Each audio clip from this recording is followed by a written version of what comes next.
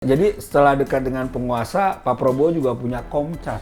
Walaupun Komcat ini komando cadangan ini kan memang narasinya dibangun untuk bela negara lah, bela negara. Tapi kan who knows, Komcat ini adalah membentuk fanatisme juga.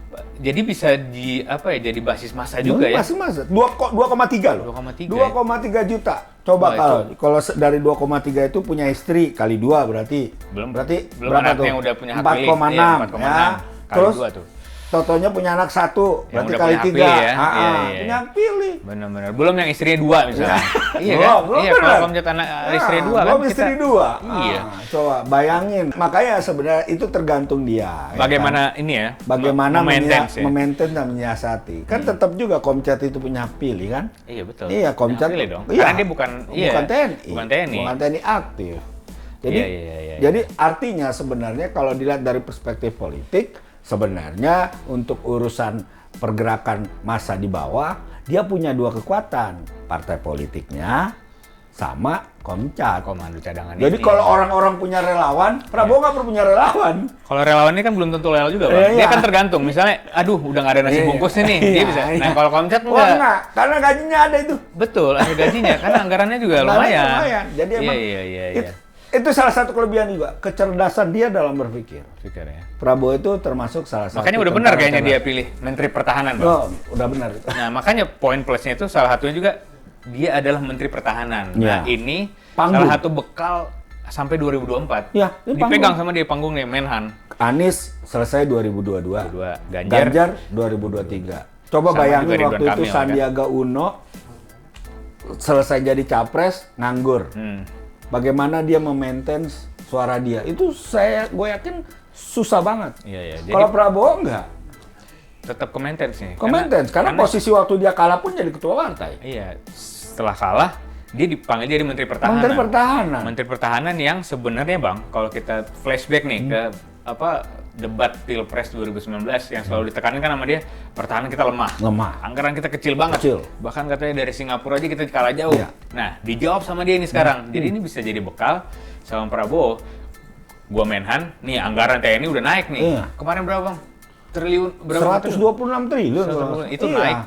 Itu naik dan anggaran buat alutsista juga naik. Ya. Bahkan ada infonya 1.700, Bang. Dia sempat heboh ya. Dia juga katanya kan kalau negara kita lemah, ya saya tinggal sebenarnya panggung dia Natuna kan. Natuna bisa dijadiin panggung. Panggung dia. Cuma belakangan dia bilang Cina sahabat kita. Gitu ya.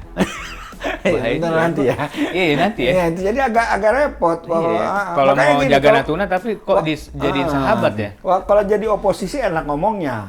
Tapi kalau jadi sudah berkoalisi dengan kekuasaan, ada pertimbangan-pertimbangan lain. Jadi sepertinya yang harus dipikirkan Prabowo ketika mengatakan sesuatu.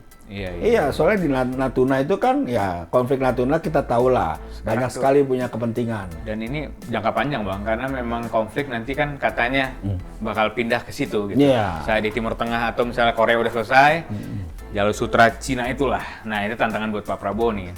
Bisa dijadiin panggung tapi bisa juga jadi cacat nih kalau dia nggak bisa jaga. Kalau dia bilang, bisa diserang. Kau ngaku jenderal perang. Kau ngadepin ngakunya payah kali katanya kan.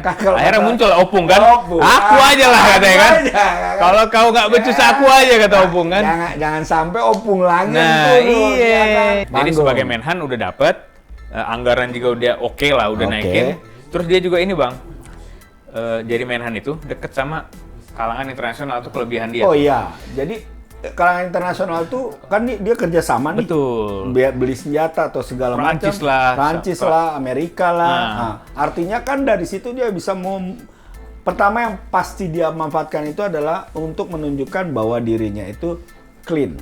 Betul. Clean dalam masalah lalu. Karena dulu kan katanya negara-negara Eropa itu atau Amerika, negara-negara demokrasi itu sangat tidak suka sama dia, alergi karena HAM. Tapi dengan dia udah kelawatan kemana-mana nih. Ini bisa melunturkan bahwa sosok Prabowo itu ternyata sangat humanis. Betul. Dan dia bisa jadi antitesis juga sama Jokowi. Jadi dia tuh ya lawatan, dia nggak pakai penerjemah. Oh iya. Jadi ngobrol langsung. Artinya dia tuh memang berkoalisi dengan penguasa, tapi dia punya suatu hal yang memang berbeda dengan Pak Jokowi.